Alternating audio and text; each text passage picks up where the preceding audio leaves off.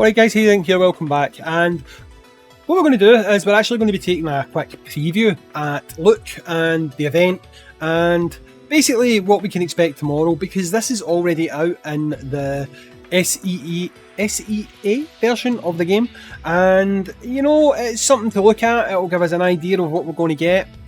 Some things might be a little bit different, like the unit, but there is some, I guess, surprises. Now, obviously you guys will know, with regards to the collabs we've had, the pre-login tends to dictate what the collab's going to look like. So with the Turtles, with Dante and stuff like that, Virgil, we got collaboration tickets, okay? We didn't get that with Luke, so it did look like maybe, potentially, we were not going to be getting Pity, but it looks like he is going to have Pity. Now, there's no guarantee this is going to be the same for the global version, but I highly doubt it's not going to be the same, so we probably are looking at getting Pity on Look.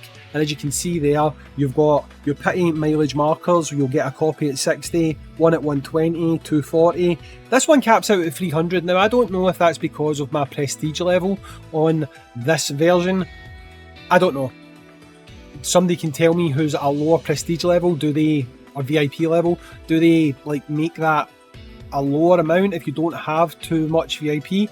I don't know, it's possible, but you can see there you can at least get a couple of copies of this guy through the mileage, and hopefully that stays the same. He does use those tickets, so limited wish tickets. You're going to have to exchange your regular ass red tickets to these tickets, but that's all good.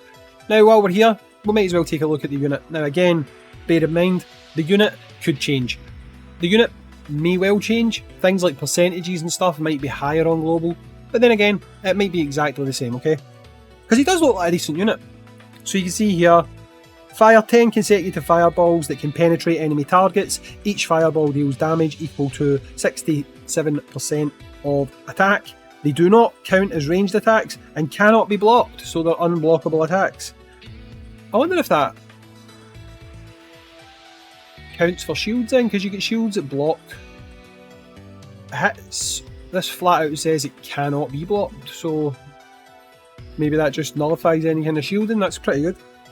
Every time a fireball hits a target, increase this fighter's super combo damage bonus by 2% until the skill ends, stacking up to 40%. Okay? Wait. Until the skill ends, stacking up to 40%. Wait. Every time a fireball hits a target, increase this fighter's super combo damage by 2% until this skill ends. He fires 10 fireballs. Oh, but he can hit more than one enemy. Right, that makes sense. Okay, so you can get up to 40% additional damage. Each fireball goes up to 77% of attack. Every time the target hits an enemy, increases his super combo bonus by 3% until it ends, stacking up to 60%. Okay, so the fact that it's an AoE, it's penetrating, you could hit all 3 enemies 30 times in total, which would give you total stack of 60, right? That makes sense, okay? So as C2, unleash an uppercut to launch the nearest enemy, then smash them to the ground, dealing damage equal to 583% of attack. Reduce the target's damage reduction by 18% for 15 seconds. And that'll go up to 24% for 15 seconds. C2, I mean, that could be pretty decent. Even if you're just bossing and you decide to use this guy only for the C2, then getting damage reduction with a high level of damage is pretty decent. Not going to have any arguments there. His C3 is another AoE. Repeatedly strike enemies in a small area, dealing damage equal to 811% of attack. Increase this fighter's damage reduction by 60% for duration. And you can obviously see the damage is up to 980% of attack. Now that's quite a lot, so he might not change for global, he might just be the same, but his passive does change those attacks. Obviously when he's out tomorrow in global, we'll take a look at the global version. It's just giving you an idea, right? So gain 1 drive after unleashing Vulcan Blast, Slam, Dunk or a Razor. So that is that one, or that one. So you'll get a drive. When drive reaches 4 stacks, expend all stacks of drive to change combo 2 and combo 3 to drive impact and gain 1 counter stance. Drive Impact, deal damage equal to 640% of attack to enemies in an area and reduce target's damage reduction by 24% for 15 seconds. This fighter gains damage immunity and 30% increased damage bonus while unleashing the skill. After the skill ends, the combo changes back to the original skill. Now you'll be able to build those stacks up pretty fast. I'm assuming. I've not looked at his cars because I don't think I've unlocked that on this version. But it wouldn't shock me if you can probably keep this combo going in a perpetual state. That wouldn't surprise me, right? Drive Reversal. If this fighter is attacked when counter stance is active, expend 1 stack to nullify that instance of damage. That's good. Then counter attack with Drive Reversal, dealing damage equal to 640% of attack to enemies in an area ahead. This fighter has damage immunity for the duration of the skill. Drive Reversal is considered the trigger skill. Okay. Increase this fighter's crit rate by 15% when unleashing Drive Impact or Drive Reversal. Increases attack by 15% when doing the same. Upon expending 4 drive, gain 2 counter stance. Increase this fighter's attack by 20% when unleashing Drive Impact or Drive Reversal. So he's looking pretty good. He's looking pretty good for damage dealing anyway, based on how he is on the SEA version of the game. If we look at his Fighting Spirit, when he's in an assist position, he gives the assisted fighter drive. When they reach 4 stacks, they'll get damage immunity for 3 seconds. Don't know if I care about that one, to be honest. Unlocked at +10, every time one of the Vulcan Blast Fireball hits a target, increase this fighter's combo and trigger skill damage bonuses by 1% for 20 seconds, stacking up to 20%. Pretty good, that one. If you kind of look at what you're getting from his other skills, I feel like he's maybe going to have a high ceiling for damage. Unlocked at +20, gain 1 drive upon entering battle, so that makes him, by turn 2, activate his passive. Unlocked at 30%, 50% chance to gain 1 drive upon unleashing Drive Impact or Drive Reversal. So it looks like he can, possibly depending on RNG, get that pretty quickly. Again, I can't see his cars, and I think the car system might be different on the SEA version, but I wouldn't be surprised if in our version you maybe have a car that is potentially no longer lose drive when performing trigger or gain additional drive when doing combos. That's the type of thing we normally get on our cars, so I would not be shocked if this guy, a little bit like, say, Guy, where Guy's got his gimmick of when you do this or you do that, you get that. Having all the cars basically allows you to permanently do it. I wouldn't be surprised if something like that happens for Luke, where one of his cars essentially just keeps you having that drive.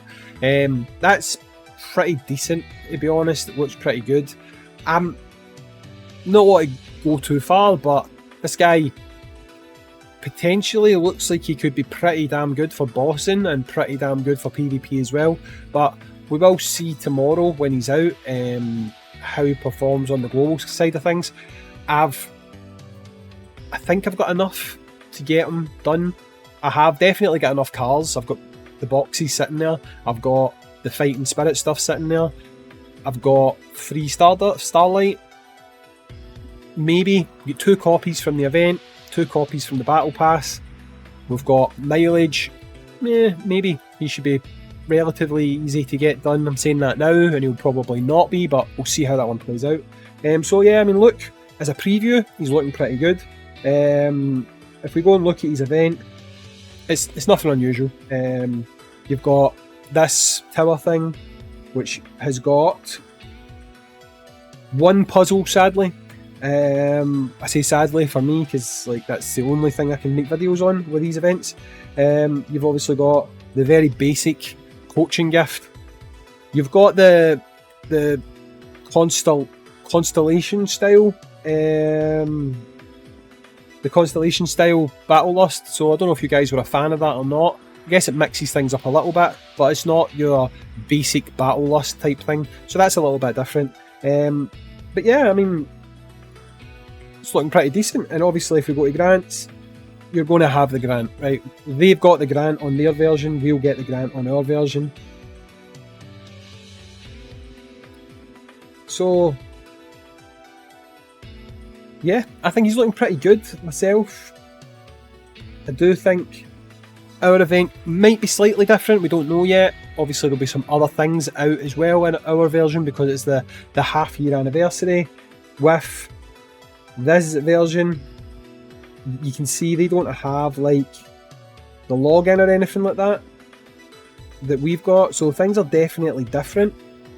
But yeah, if you look down there as well, you can see that they got standard tickets as well. So yeah, I mean, it looks like pretty much this is probably what we're going to get. You can see there for their login, they don't get Starlight, so not everything's going to be the same, but I don't think they'll get pity or mileage and we won't, so I would expect that to happen.